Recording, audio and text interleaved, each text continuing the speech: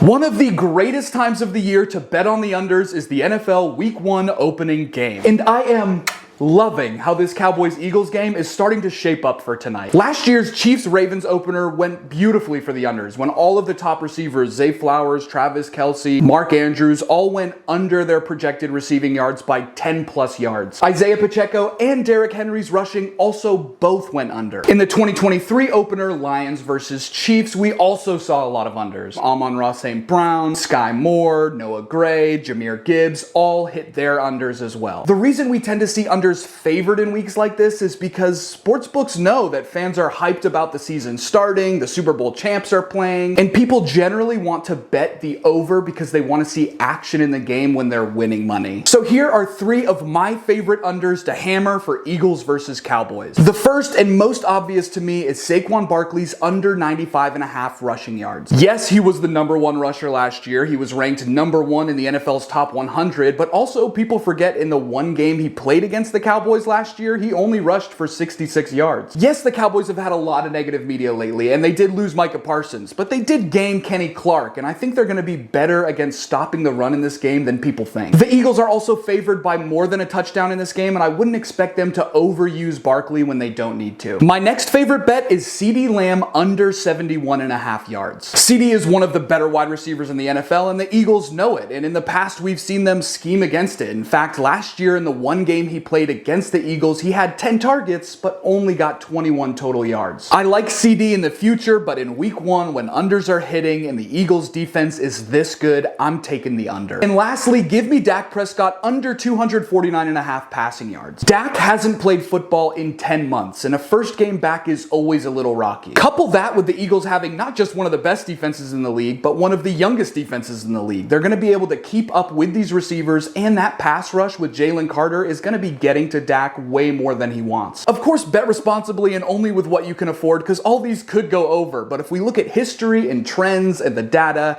the unders are the move.